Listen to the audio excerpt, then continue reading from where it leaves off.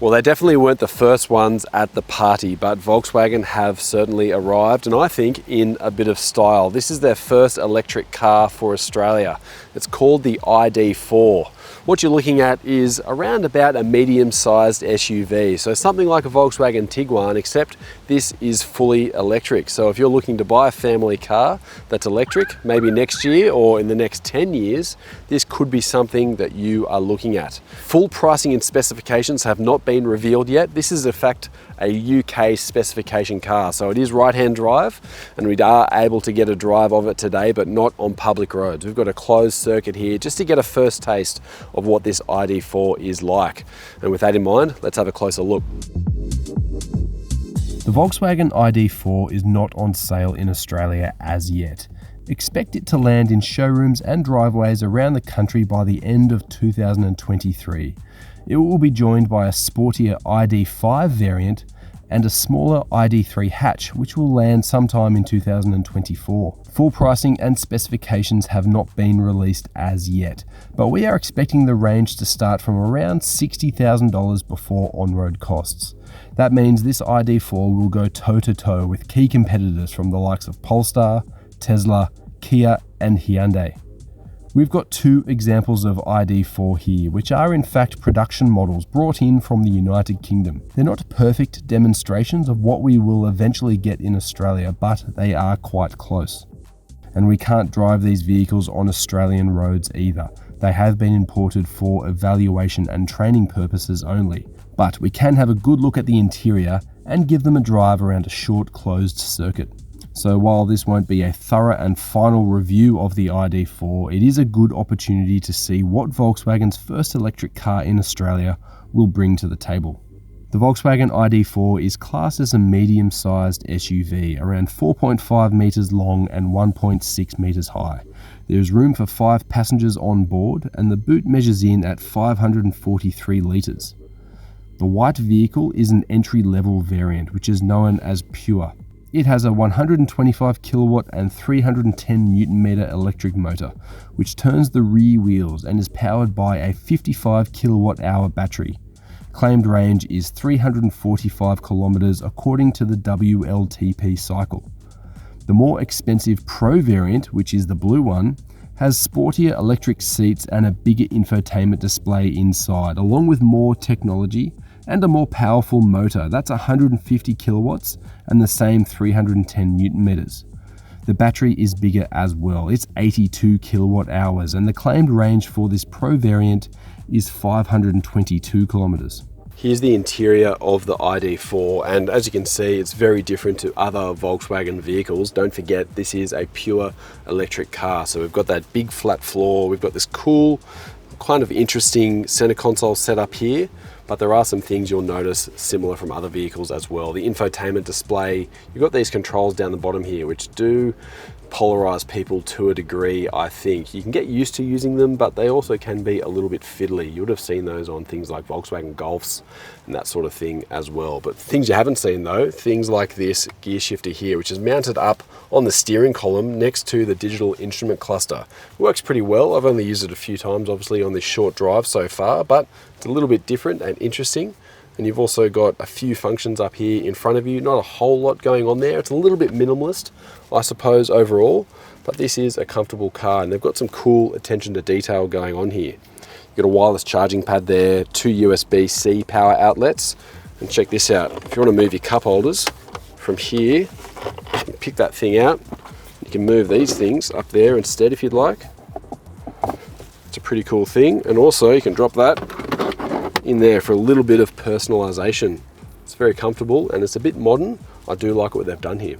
Here's the second row of the ID.4, and I think this is an important point to make about this vehicle and other electric cars as well. You've got great space in here because you haven't got that much in terms of front and rear overhangs. You've got a long wheelbase and there's plenty of space in between. No transmission tunnel here. You've got a flat floor. That's my driving position up front there, and as you can see, loads of leg room, good tow room as well, and I've got pretty good headroom. And you'll notice that the seating position in the back here is a little bit higher than the front, so you've got good visibility, you can see what's going on. I've got air vents, I've got power outlets. For a family car, this does hit the nail on the head pretty well, I think. Naturally, this isn't going to be a thorough review of the ID.4. We're on a closed circuit here. We've got about 1 kilometre and a bit to drive around in circles as many times as we'd like, and we're just getting, I suppose, a first taste of what this ID.4 feels like. And the first impressions are quite obvious, I think. This is an electric car, so it feels a little bit heavy like most electric cars do. They have a lot of batteries on board. It's nice and torquey, really nice response, and it's very quiet and smooth and refined. The interesting thing about this ID.4 is that it's rear-wheel drive. It actually uses Volkswagen's new MEB platform that will underpin a whole bunch of electric cars. ID.4, ID.5, ID.3, ID Buzz, which is the modern day electric combi. Pretty much a skateboard, whole lot of batteries, and then a body whacked on top. But being rear-wheel drive, this does have a slightly different feel to it in comparison to other cars. The ride quality feels very good. I'm currently driving the Pure variant, which is the entry-level, cheaper way to get into an ID.4. There is also the Pro. Now that's got a larger battery pack. It's got a few more specs, and you're looking at around 200 kilograms of extra weight overall. Driving these two back to back, I've got to say, you can feel that weight a little bit. The way this car handles, the way it steers, it's a little bit different, and I think it's actually a little bit nicer in this base model variant. Now you would have noticed the amount of torque doesn't change between the different specifications. You do get more power in that Pro model, but extra power, it's probably not that important, I think, in this application. This is almost the modern day Tiguan, a family car that's going to be cruising around town. Just come to a stop here, and the most important thing you want is torque for accelerating and getting off the line. Over 300 Newton meters, it's good, it's really accessible, and this thing's got plenty of performance for the application. Now I think there will be a performance variant of this ID.4 coming, but as a family car, a town car, this has got plenty.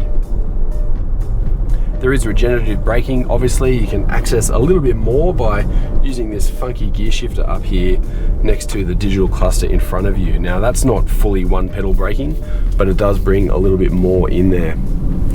But driving, it's easy. Visibility's nice, it rides well. Steering is not light, it's definitely a little bit heavy. It's definitely got a bit of feel going on and that sort of thing. But this ID.4 on first impressions feels really good. Even though this is Volkswagen's latest and greatest in terms of technology and platforms, it's an electric car. You'll notice on the back, this thing is actually rocking drum brakes. Now it's very interesting to see that old school technology, but the reasoning is interesting. Firstly, you don't need that much brakes in an electric car because you've got regenerative doing a lot of the general work around town before you need to really stamp on the brakes. You've got discs up front for when you do really need to stop, but those drums have an extra benefit of being an enclosed unit. So in Europe and other places where emissions are strictly controlled, and that includes things like brake dust, an enclosed thing like a drum brake is beneficial.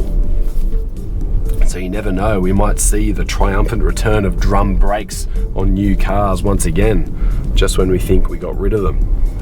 Volkswagen has been a little bit late to the game in this regard. It's taken some time for their electric vehicle range to finally come to Australia. It's been available in other parts of the world for quite some time. Australia has just been down the list of priorities, and that's been for a number of reasons, but we can see a lot more coming through the system now. ID.4, and there's ID.5, which is the same car but just a sportier sort of coupe style version, and there's also ID.3, which is smaller, and that ID Buzz people mover. And we can expect more and more of these models coming through as time goes on, and I'm sure that this will effectively replace a Volkswagen Tiguan as their bulk volume medium-sized SUV, which, as we all know, is our favorite family car at the moment. Well, first impressions of this ID.4 are quite good. There is a lot to like about this car. Particular things for me, ride comfort did seem to be pretty good. This was a short drive, however, and I do like the interior. Being an electric car, this is built on a pure electric platform. We've got lots of space on the inside. And if you're looking at a medium-sized SUV for family usage, especially in that second row, that's a very important thing. So I do like that about this car. This could be something that could take on the Tesla Model 3, which is Australia's most popular electric car at the moment. Volkswagen's onto a good thing here, and I'm looking forward to it landing on Australian roads soon.